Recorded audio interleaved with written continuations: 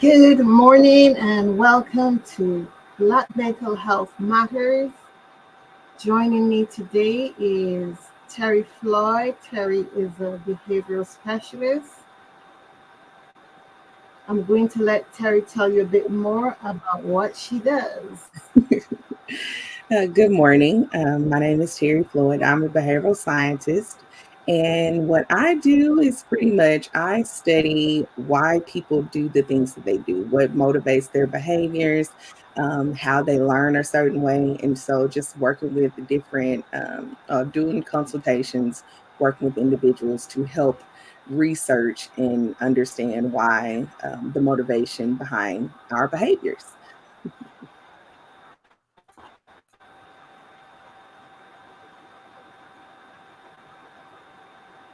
Thank you, Terri. And I'm going to introduce myself. I'm Sonia Harte. I'm a religious science practitioner of Centers for Spiritual Living. And I work primarily with things that are of the spiritual matter, dealing with the soul and soul trauma, and helping people to return to wholeness spiritually.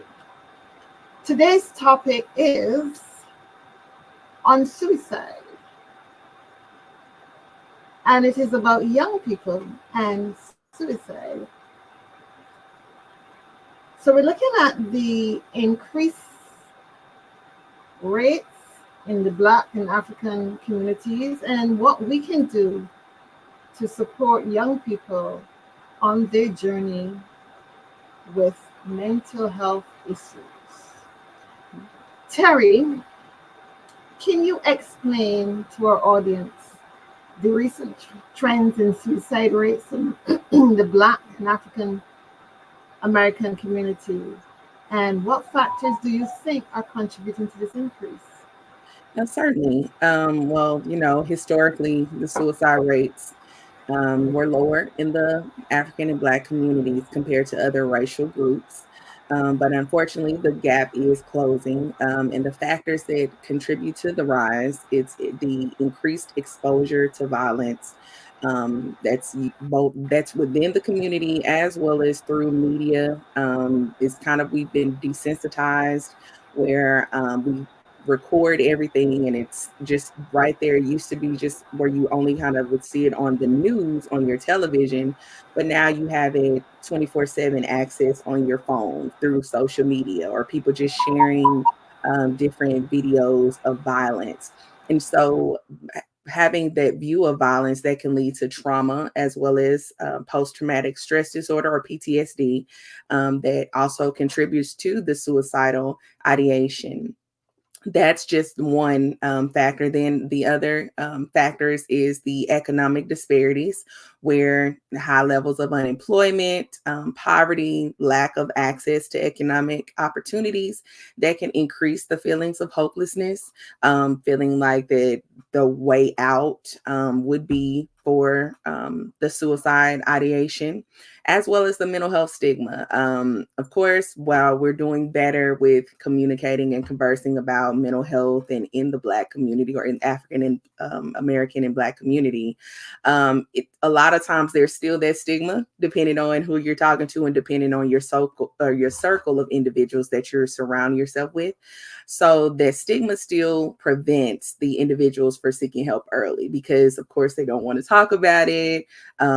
Of course, a lot of times in families, it's like you keep that in the household, you just pray about it and leave it alone and don't worry about it. We don't talk about our business outside.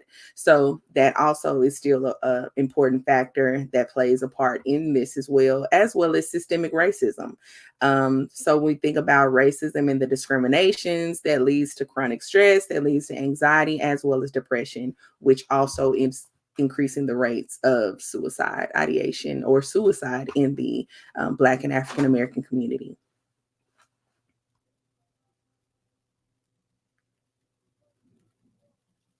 I can't hear you. I think you're on mute. Not sure. Have you noticed statistically the numbers of young Black people who are suicidal? And can you give specifics in terms of males and female ratios now? I have noticed the numbers. I don't have the stats around me right now, but it definitely has increased. A lot of times it used to seem like that it was within a specific gender, but now it's both sides. So it plays a factor with a lot of things, like stating just even, and I didn't even mention is school and the peer pressure. So not only do you have the social media where you're seeing the violence that is on or that is on display that is being recorded and shared around, but also bullying at home, or not bullying at home, but bullying at school. But then when they leave school, it doesn't just stay there. Bullying comes on home in social media. And so you have all of these people that maybe they're one person that is your bully at school. Now there's individuals that you don't know who they are, that are also partaking in and joining in on what they think is fun, but it isn't. It's harassment, and it increases their stress and anxiety. And so that also is the increasing suicide rate in the young people, male or female. And then the age, they're getting younger. So it's not just a specific age group, that maybe adolescents, where we're seeing children that are in elementary, age 8, 9 years old, that young, that are even having suicidal ideations, as well as even die by suicide. So, You mentioned bullying coming into the home through social media, but what about the parental unit?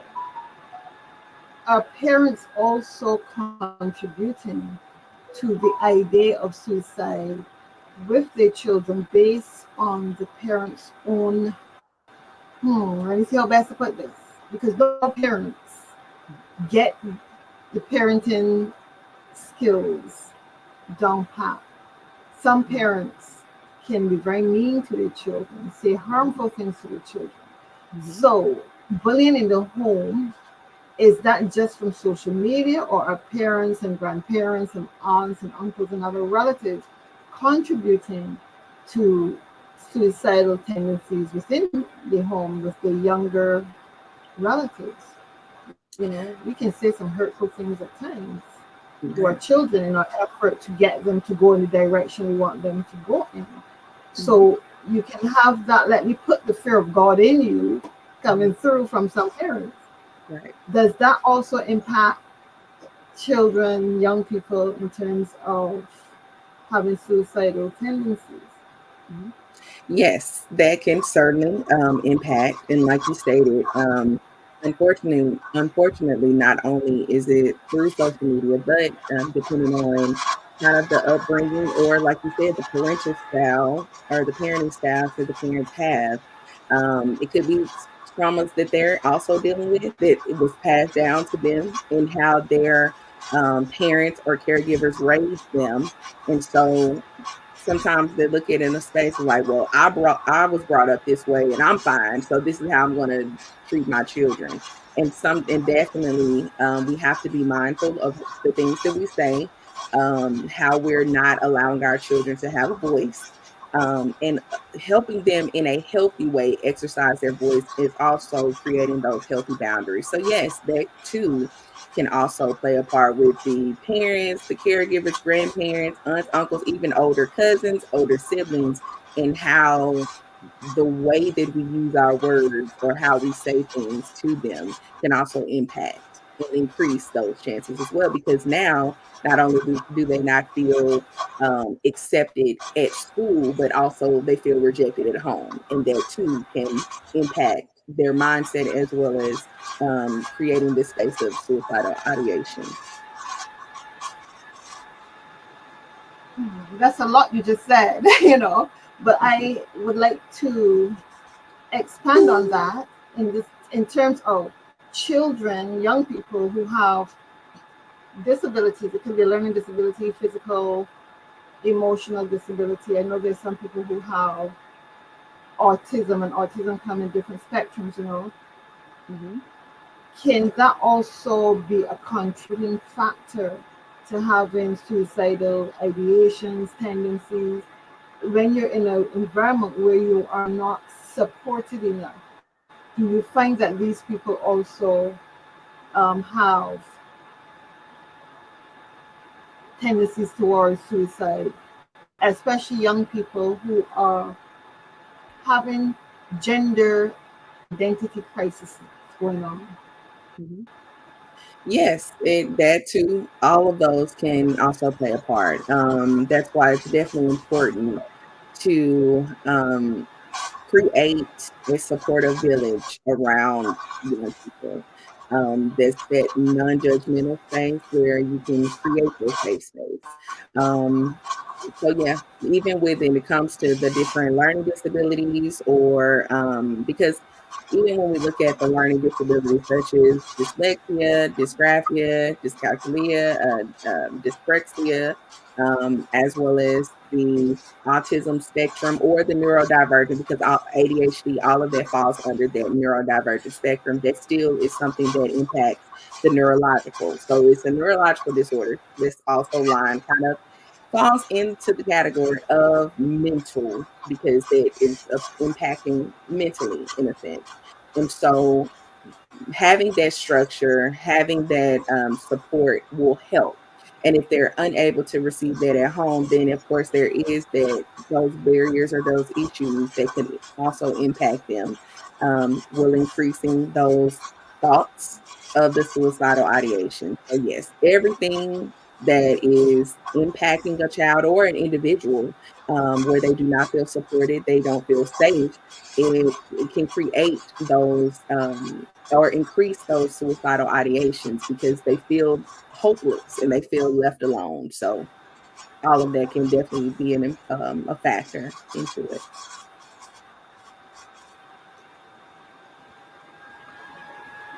So, how do cultural norms and expectations within Black families affect the way mental health is addressed or ignored?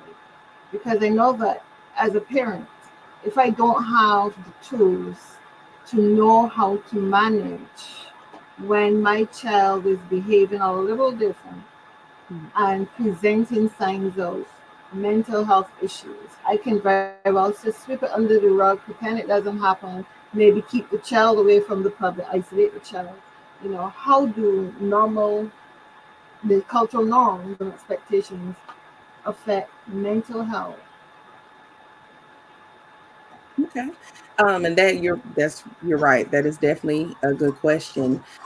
Because the cultural norms within Black families, it kind of can vary. It can both hinder as well as it can also help. And so if we're looking at the kind of the hindrance side of things, so You want we have the resilience narrative.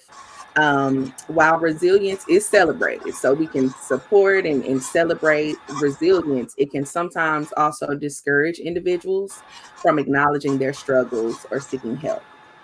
Because when we promote and push the resilience and being strong, that you can handle any and everything, that is also putting that pressure that I'm supposed to deal and experience these struggles. And if I talk about it, then it comes off as me being weak. And so sometimes even with our within our communities, it's like you hold it in and you don't talk about it. So a lot of times when you think, even I'm gonna go with sometimes on the gender aspect, where it's okay for women or young ladies to cry, to show emotions.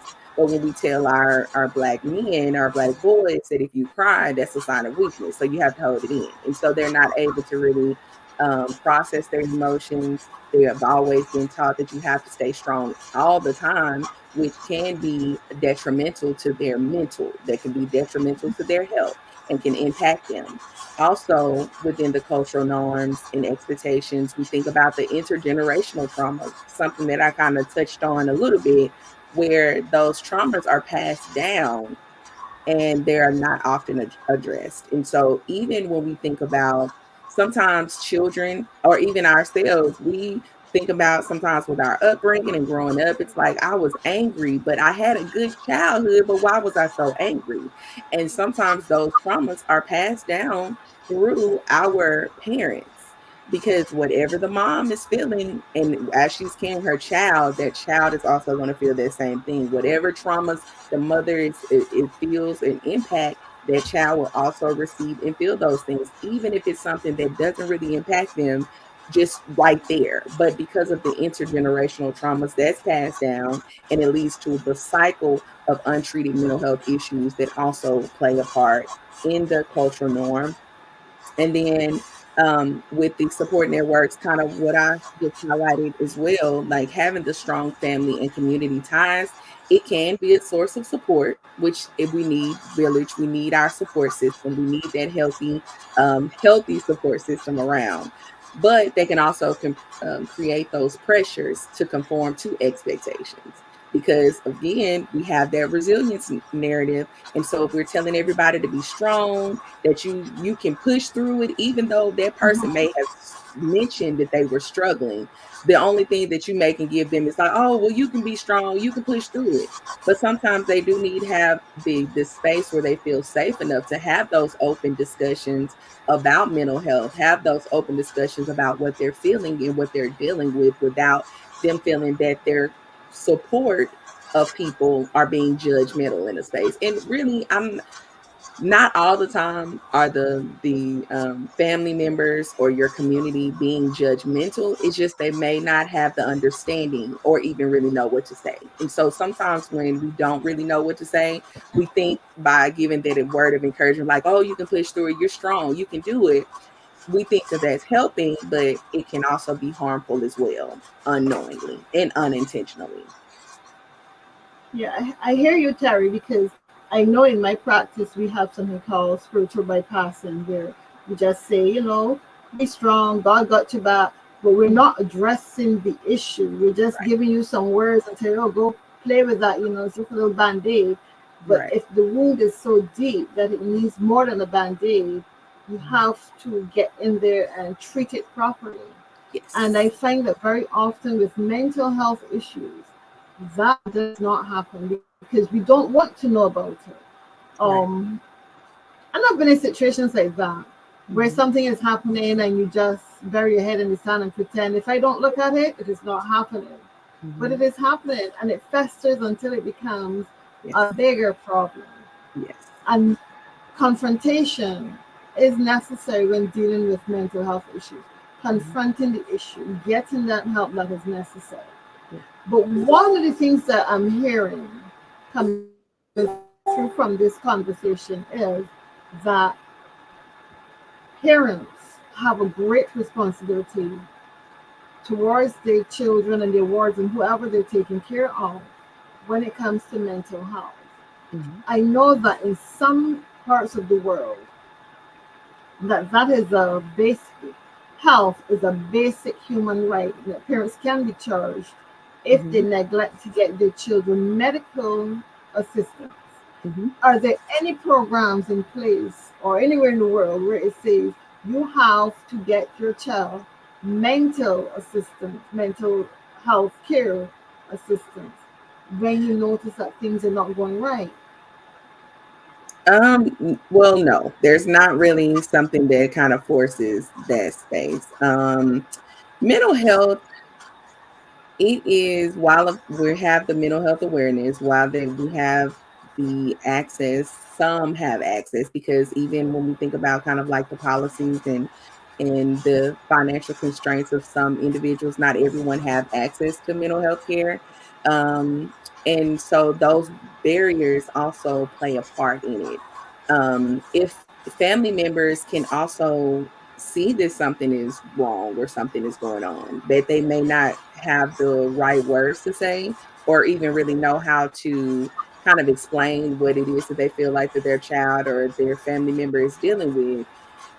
That's that kind of that restraint or that language barrier within the healthcare system, where they sometimes, majority of the time, can misdiagnose Black and African American individuals. So even if you're providing certain symptoms and stating one thing, it could be that they diagnose a Black or African American individual differently than how they would another race. And so that also kind of brings those barriers. And then again, with mental health access or mental health insurance, the coverage, it's not really expanded where it's accessible to those that do not have like private insurance. And then there's even a certain amount of number that you can actually have access if this is where your insurance will cover. So even with it, when we think about kind of like the increase, like the question that you asked about suicide rates, as well as the people that are dealing with mental health issues, unfortunately, it's not really a space where it's like, oh, well, you'll get in trouble for it, for the neglect, because there's still kind of this space of they don't really know what to do with it comes to like the mental health based off the policies per se.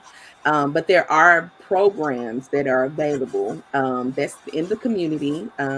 Funding sometimes again is a struggle when it comes to that, but having the awareness and the know-how to be kind of alert to pay attention to the signs definitely helps parents as well as teachers, educators, whoever is working with young people or just individuals in general to recognize signs that are there and how they can kind of get them the help that they need.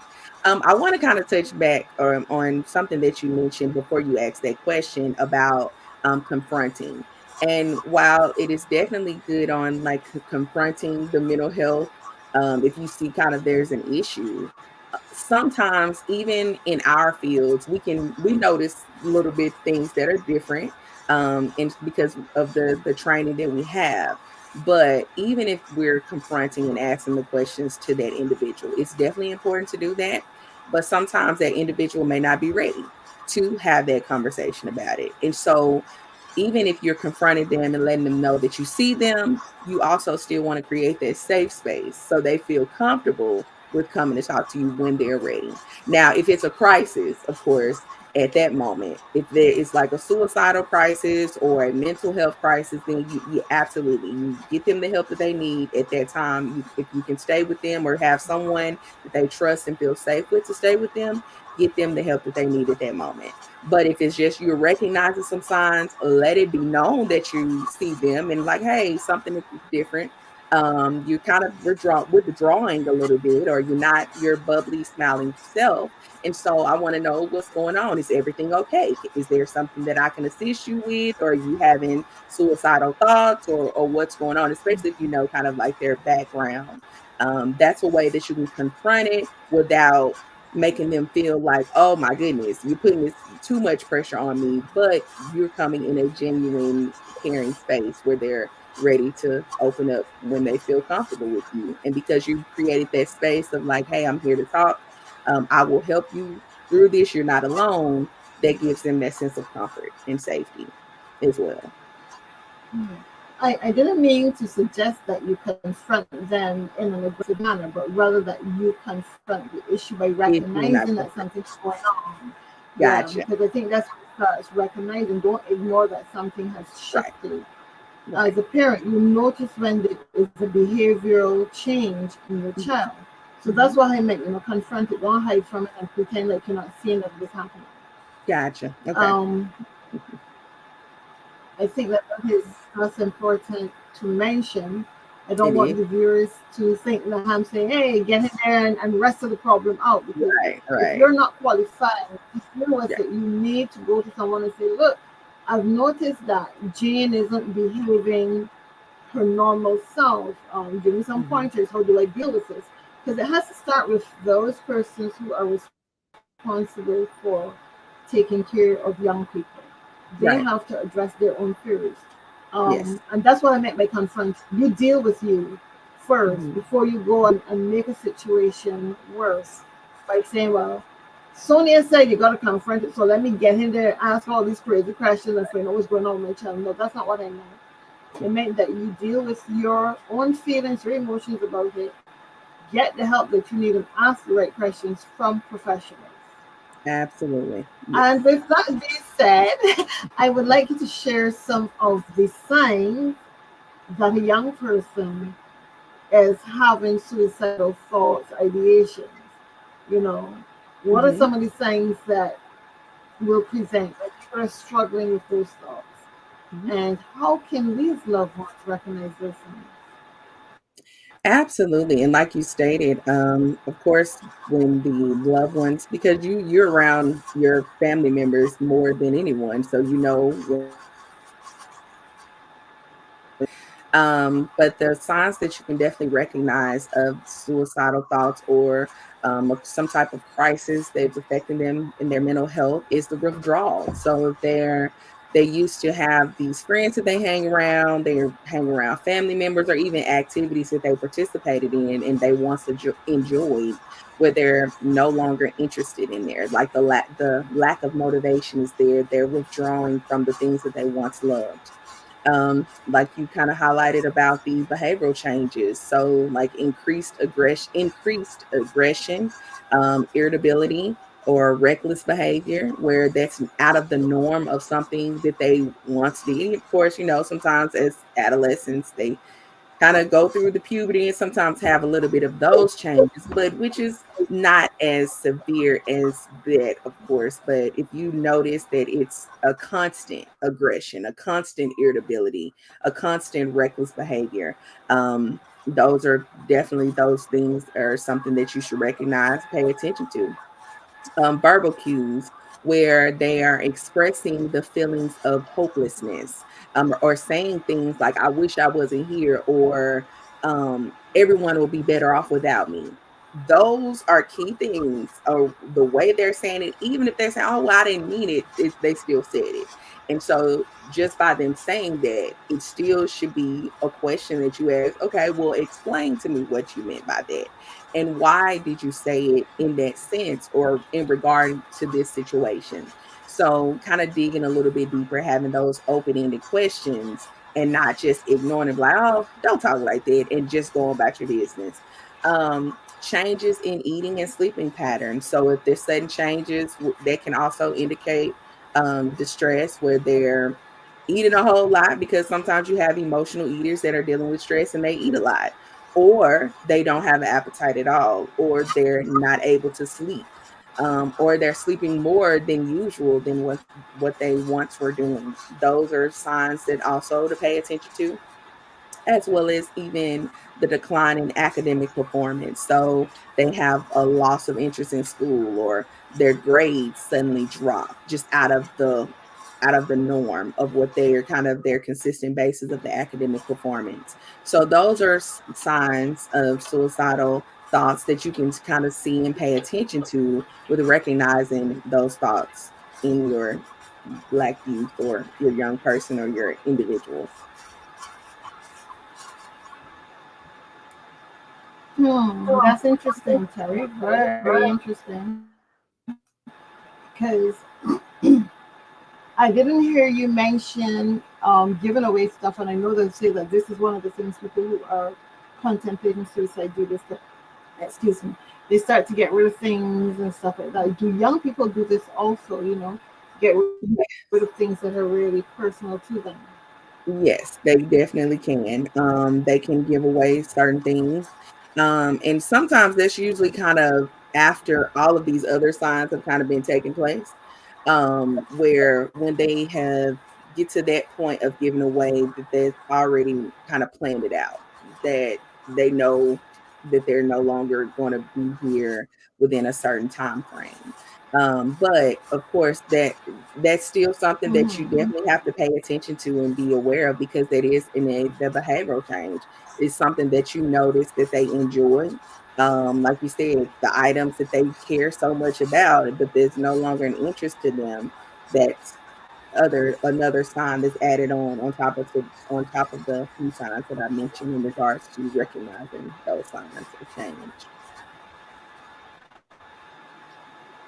I also like to add that parents are very very busy today, and I actually Mhm. saw this in one of the comments that, and I'm going to show it here on the screen because this comes into where we as parents are working so much Mhm. that sometimes we barely notice our children. You have two or Mhm. three jobs, or you're working and studying, or you come home and you're so exhausted. And I know this might be true for a lot of single mothers, especially, where Mhm. they're the ones who's carrying all of the financial burden, and then You coming home and you have to deal with that emotional need of your children and prepare meals and prep for the next day. It must be really challenging. So I think that from where I stand, it would be very challenging for me as a single parent to have to do all of these things and still be on the watch for signs of suicidal ideations in my children. What if they're really good at hiding how they feel? Um, and I'm just trying to say that sometimes we miss the signs Mhm. as parents. We That's miss when there's a change in the behavior because we're so busy with our own lives, trying to get things right, keep food on the table, keep our jobs, and still maintain our own mental balance. yes, I agree. And you're right. By me, I can kind of share a little bit on my own. I am a single parent, and so it does all fall on me with my child. And so that's when it's important that even though, of course, we know capitalism it exists. It's there. It's really nothing that we can do about that. We have to pay our bills and we have to provide and make sure that we're taking care of ourselves as well as our children. That's when it's important that we have create, even if we don't have family members or we're not in a town or the city where we have family members that we are close to that are around. But it's important to have that village. It's important to incorporate having individuals that you trust, that your child also trusts, and you feel comfortable with having your child around them. Even in those moments that, yes, while it's hard, parenting is hard as is, but even when you add on to being a single parent where everything is on you, where you're being the provider, you have been taking care of yourself, taking care of home, taking care of making sure we eat a healthy meal, a nutritious meal as much as possible, making sure that they're getting their schoolwork. We still have to do our best to pay attention. And even in those moments of you're tired and you don't feel like talking, let your child come and talk to you. If that's you in the kitchen cooking, and if they have to sit at the kitchen table or come to you, ask them about their day, ask them what's going on. Because the only way that we're going to truly know is we have to still ask, we have to still pay attention, even be nosy at times. Because while we can be busy with life and dealing with everything around us, our children are still there that are still depending and relying on us. So a lot of times in how I do it is like when I'm cooking, have him sit at the table. He's telling me about his day. Even if he's doing homework, I'm assisting him on that. Even in the car ride, I know sometimes we like to listen to our podcast or listen to our songs or music or whatever, but that is also the time if your child is in the car with you and while you're driving, either to take them to tutoring, take them to practice or wherever, it's important to let them have that conversation and talk to you as well. Because as much time that we have outside of the home or whether we're working and doing what we have to do to provide, it's still important for us to set aside that time to be intentional, even if it's 5 minutes a day, where you are allowing them to talk to you to explain what's going on. Because no, are we going to be able to be around all the time 24/7? No, that's not really realistic, even when we think about with our parents and our upbringing. But having the conversations, creating that space where it's a safe space for them to come talk to you, you can also pay attention and notice a little bit of those changes as well, even when we're dealing with life ourselves and trying to make sure that our mental is in the space that it needs to be. But by creating that space to have that conversation, having that open communication where they can talk to us without us saying anything sometimes. And sometimes it may be something that we don't really want to hear, but if we're creating that space of allowing them to feel comfortable in expressing that, even in those moments, then they still will, that'll kind of help and make it a little bit easier for them to communicate with us. But then also having that village of individuals that know you, know your child, and be like, hey, I'm noticing something a little bit different, or I heard them say something when they was talking to their cousin, and you might want to check on that. And so that's what's really important. And that's when I think about, even with my upbringing, like when my parents were working, I was around my grandmother, my aunts and uncles. And so even if I would say something that I wouldn't say to my mom, and I would tell my grandmother would kind of relay that message to my mom and be like, hey, you might want to kind of check in with your daughter to see what's going on. And so just having that village of that support system also plays a part in parenting, as well as single parenting and in that nature. Having building that community, even with the educators, to even recognize and notice some things even in the classroom that's outside of sometimes the academics, but they can too tell you if there's any type of behavioral changes in regards to your child and what's going on. So I like all that you've said, and and kudos to you for being a single parent who's getting it right. I'm trying. But I'm gonna say, in all fairness, I think raising one child is different to having four different personalities to deal with. Yes. And I know there's some single moms who are dealing with multiple personalities, and that must be taxing. Yes. And I have daughters, and I keep encouraging them, get your life established first before having children. I've walked that journey, and I know what it's like having children, and you're still working on your own personal development. It's a challenge.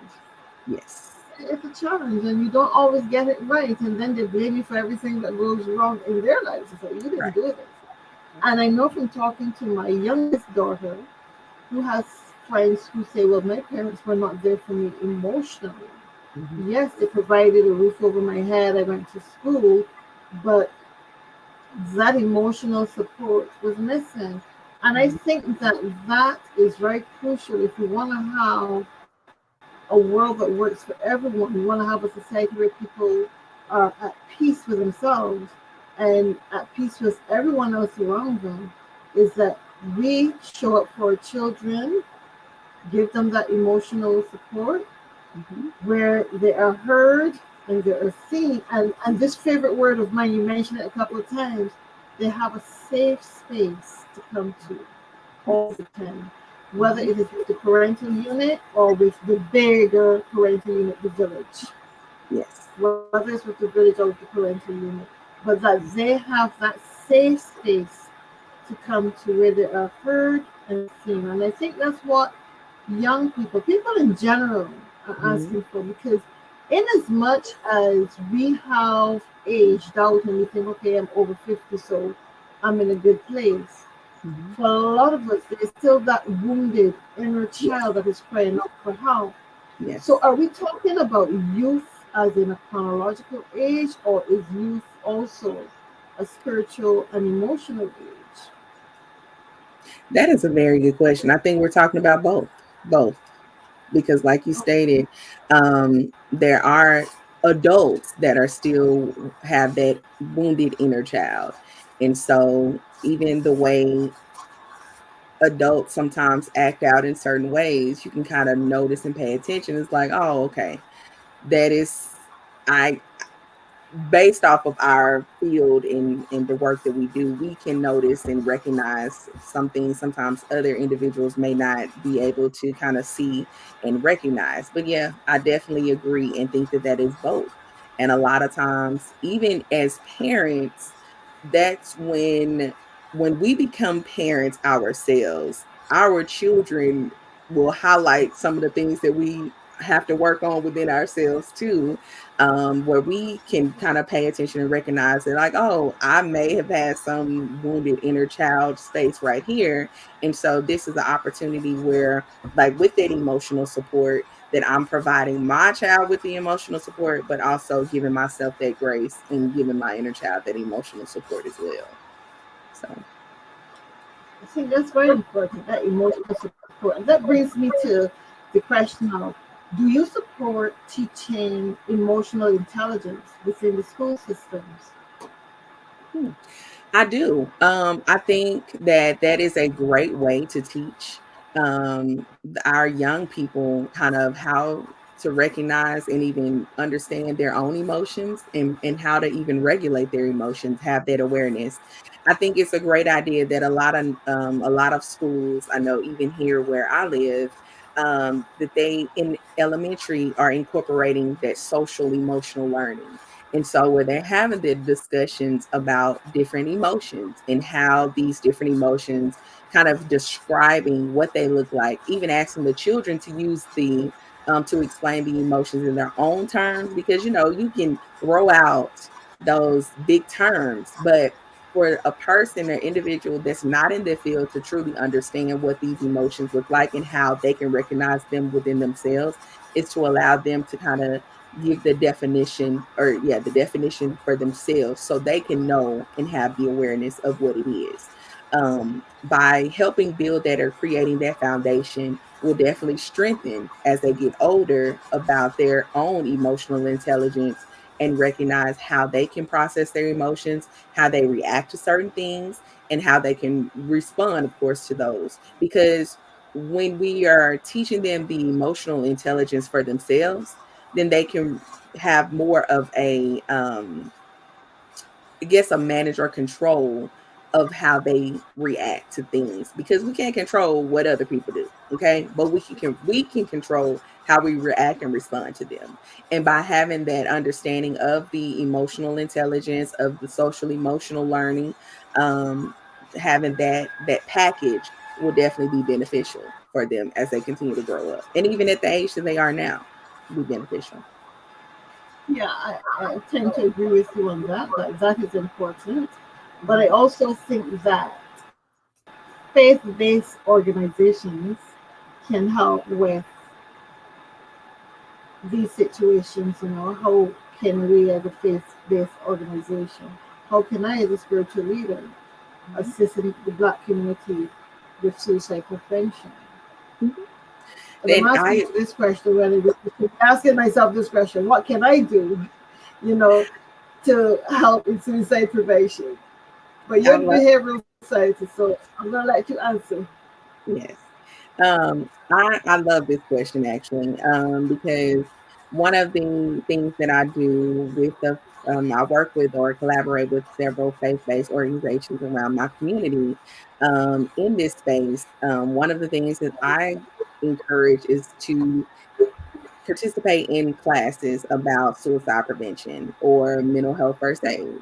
So you can receive that training to have that awareness to know, like, when individuals come into your space, how crucial it is that if you have you too can recognize those signs and collaborate and work with counselors, therapists, even if they're not inside the church's space or the mosque, that is beneficial because you have those resources where you can get them connected.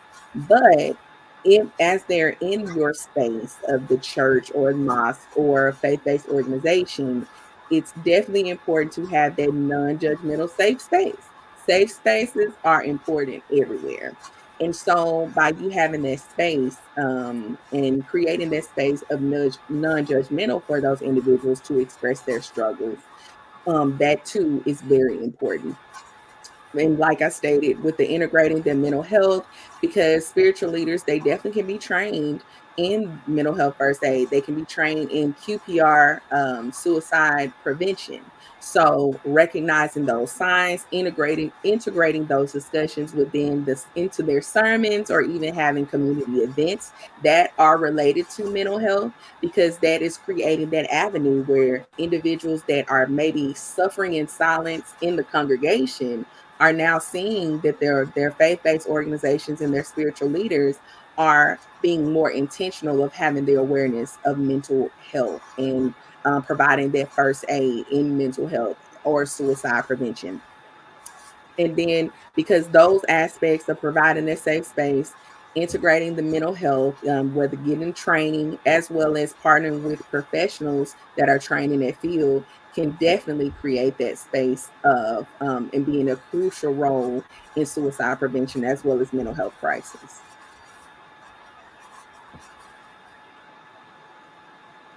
Thank you, Terry. That was well said. And I honestly think that faith-based organizations can play a really great role in preventing suicide Yes. prevention.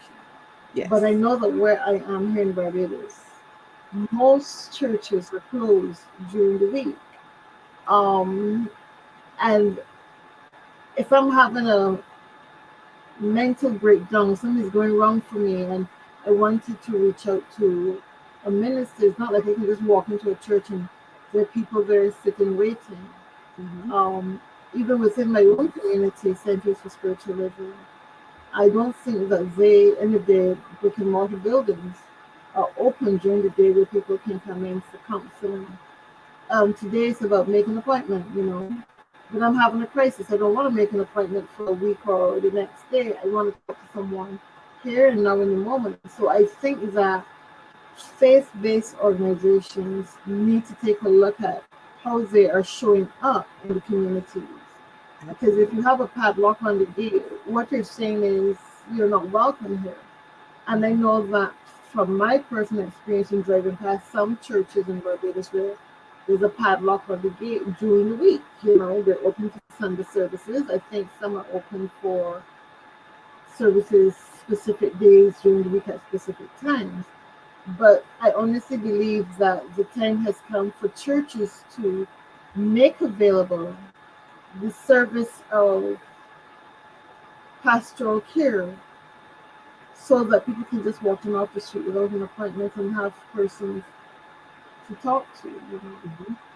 And I know this has to be on a volunteer level because if I'm having a crisis, that I'm not walking with money. I'm leaving my purse at home. I'm just walking and trying to find resolution within myself. So this would have to be on a volunteer basis. Mm-hmm. And I think that persons who have time on their hands, who have retired, and who want to take up pastoral care as part of the ministry within their faith-based organization, that those avenues should be open. And with that, I'm going to ask this question because we just talked about having emotional intelligence being taught at school level. Mm-hmm. So, how can schools and educators support Black students who may be at risk of suicide? And what role does education play in prevention? That's a good question. And I'm glad it's another one of the questions. Kind of just like what I mentioned in regards to the faith based organizations and spiritual leaders. I think it would be important for the staff, like the schools, the administrators, the educators, all the staff that's there that's dealing with the youth at the schools, to be trained in mental health awareness and suicide prevention. They should definitely be trained in recognizing signs of mental distress, as well as know how to refer students to appropriate resources. When it comes to Black students, I think also incorporating having the training in the cultural or diversity training to recognize the different traditions, those different norms of knowing the different racial groups that are at your school, how to interact with them, especially when it comes to mental health or even the suicide prevention is definitely important to have that awareness. Providing those resources that for those counseling services that are definitely culturally competent and accessible. Creating that safe space. Look, you said that's my favorite word, but that is definitely one of those key words when it comes to in the mental health field or an aspect of offering after school programs. So clubs that provide support and sense of community. A lot of these schools now are introducing the peer support. So they have the teens that are actually being trained in mental health first aid to be a peer supporter with peers, because sometimes even in schools, our youth, they don't feel comfortable with talking to adults because they can look at adults in the authoritarian space, and so they may be more open with talking to their peers amongst their peers, and having that support system, and even having that peer leader that is kind of that bridge from the older or with the educators to the young people that are at the school that also can play a part. And just implementing mental health education programs, like we said, providing the access to the school counselors. If you have those school counselors there, make sure that they are aware and trained and know about each one of their students and kind of even what's going on at home, because sometimes the child may not tell you what's going on, but even if you have an idea of what's going on, that's another way that you can kind of assist and provide those resources and give them, create that environment where they feel safe in discussing their mental health. But education, it definitely plays a crucial role in prevention by increasing the awareness, by reducing the stigma, and by teaching coping strategies from an early age, kind of like what we mentioned about teaching the young people about emotional intelligence. That also helps them when I mentioned about social emotional learning, but giving them those coping strategies of how to regulate their emotions and how to be aware of about certain things and what they're feeling. And so if you have these different programs, or resources that are readily available or they're aware of, then that also can help those chances of even what that child is dealing with and experiencing at school. And this brings me to a burning question, and that question is, how do we bring the awareness of suicide not just into the classroom, Mhm. but to the general population as a whole?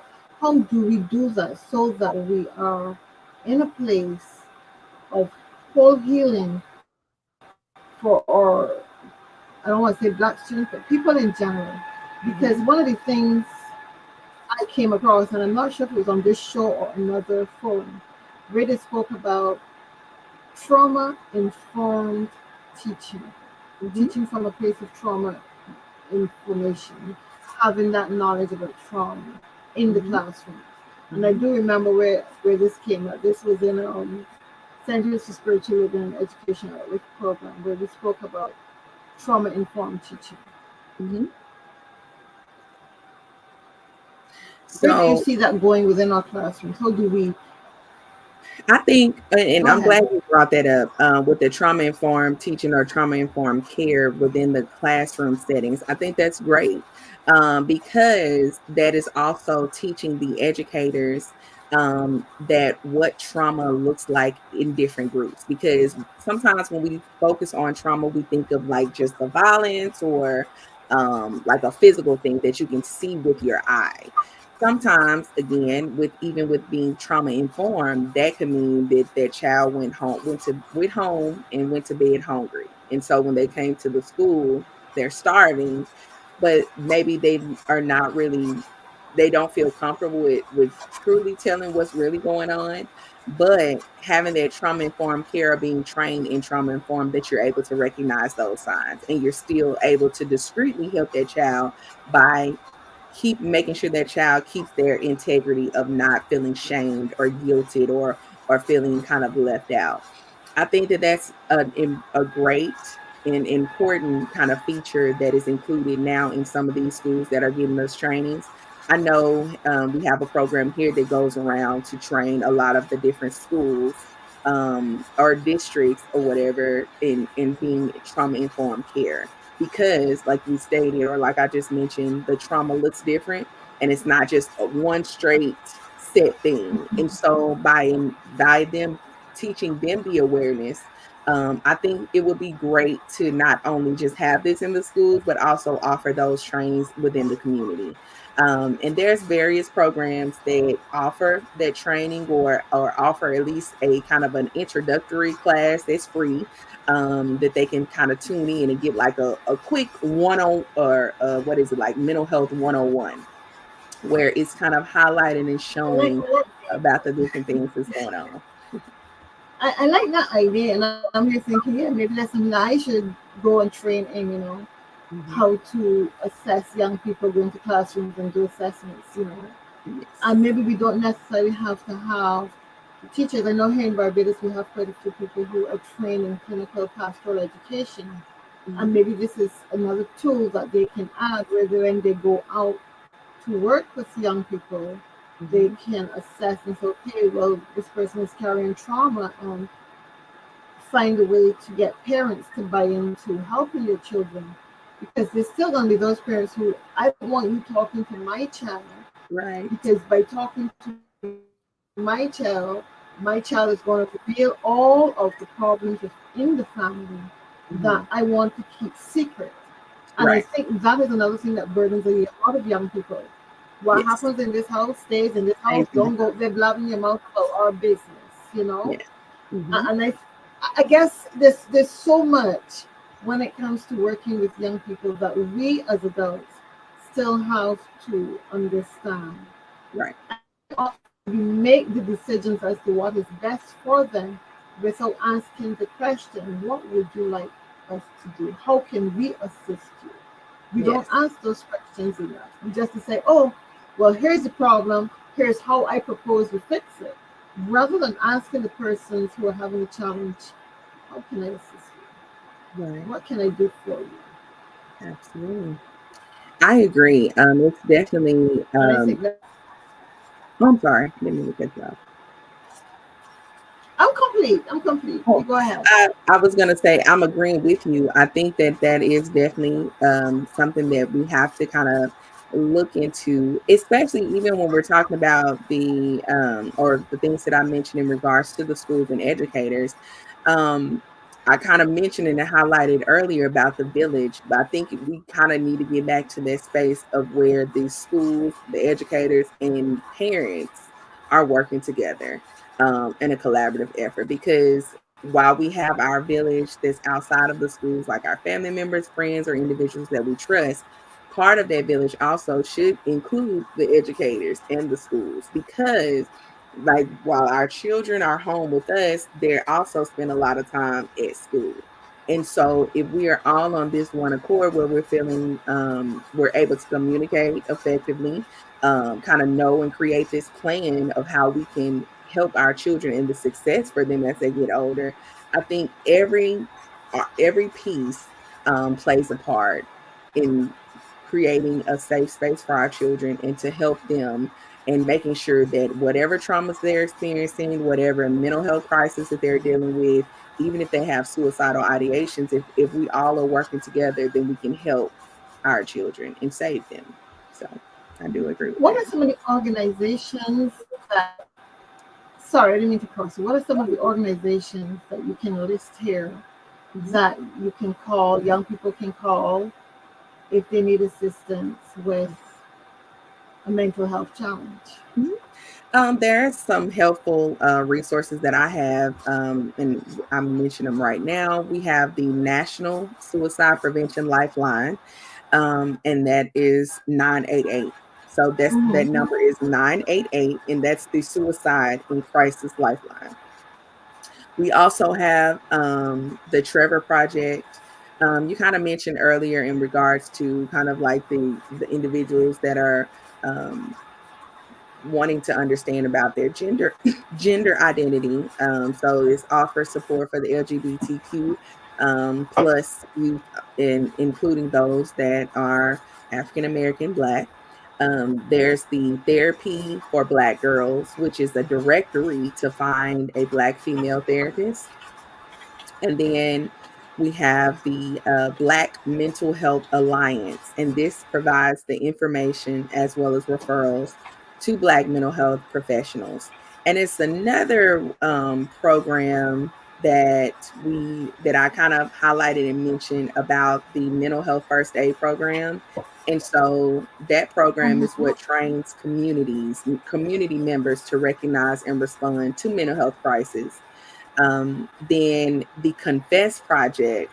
This is a organization that focuses on training barbers to become mental health advocates in the Black community. So because we want to again create that village everywhere. So even sometimes when we are at the beauty shop or at the barber shop, that too is where we feel comfortable enough to kind of talk about the different issues that we're dealing with. And so if you have barbers as well as stylists that are being trained in being a mental health advocate, that they also can recognize those signs and kind of be that sounding board to help them get the help and resources that they Mm-hmm. need. And then another one, and Oh, it's that's great. online. Oh, I'm sorry. No, I said that is really good. Oh, and then there's another one that is Black Men Heal. And they offer free therapy sessions to Black men.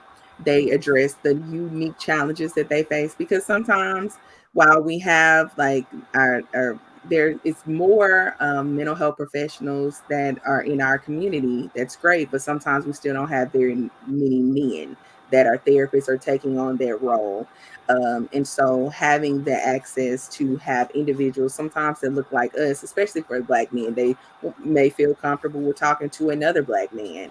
And so having the organization Black Men Heal creates that safe space for them to talk about what the challenges they're dealing with and not feeling judged or not being saying, oh, you strong. You have to have those cover up those emotions, just push through it. So creating those spaces and having these organizations and these community initiatives are very important with the number that even at that moment, if you're having a crisis where you dial 988, that is the National Suicide Prevention Lifeline that can also get you the help you need and talk with you to help you calm you down or whatever you're dealing with within that crisis. I like that, and I'm going to share in the chat. I'm going to share it because we do have a hotline here in Barbados, our Okay. youth mental health hotline. Number they Mhm. can call 24 hours a day and get the help that they need, you know. And I Mhm. think that more and more we need to have these initiatives going so young people know they can be heard, that there's a safe space to call, that help is always available. Mhm. But I also like the idea of peer mentoring, you know, Mhm. talk to your peers. Mhm. And the question I want to ask you, are these young people, the peers, are they trained to assist? Yes, the peers that I mentioned, they are trained in they call it teen mental health first aid. And so it's the training where that's specific for teens. Want to say you have to be between 13 to 18 years old to receive that training. And so they get their training that to recognize those signs similar to the mental health first aid for adults that's getting the training, but they're trained that's designed and created for those teens for them to be peers within their community as well as at their school. I like that. Mm-hmm. Yeah, I like that. Because at least we know that young people can step up to the plate and assist young people. And this is Yes, something that I would like to encourage here in Barbados as well, you know, that young people um, help young people. I think that absolutely. makes a lot of sense. Yes, That makes a lot of sense. it So does. we 4 minutes past the hour. Are there any final words that you have, Terry? Um, no, the only final word that I have is anyone that, like you stated, the number is typed in the comments, but at any moment that any individual, whether you're a youth or adult that is dealing with any type of crisis or feeling like that you are left alone, that you are not alone, and there are individuals that are ready and available to assist and help. Okay. I and for me, my final words is don't be afraid to reach out. Um, don't be afraid to ask for help. Help is always available.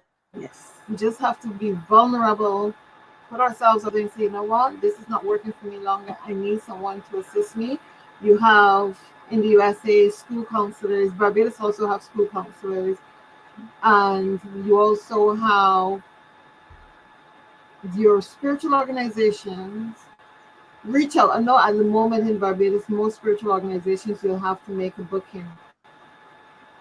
You definitely will have to call and ask for assistance, book that assistance. But there's so many organizations and private therapists and counselors that you can reach out to. Remember, it's about having a safe space where you can be seen and where you can be heard. You Yes. need not go through your challenges alone. I am here for you in Barbados, and Terri is there for you in the USA. I Feel am. free to reach out to us. And also, you can go on the Black Mental Health Matters website. Their number of therapists listed there as well. Um, what else can I say? But we're working to make our community stronger. We're Mhm. really working to help heal from Yes. post slavery trauma, from parental trauma, from Mhm. bullying, peer pressure. We're here for you. Yes. This has been Black Mental Health Matters, September 7th. Thank you all for joining us. Thank you. Until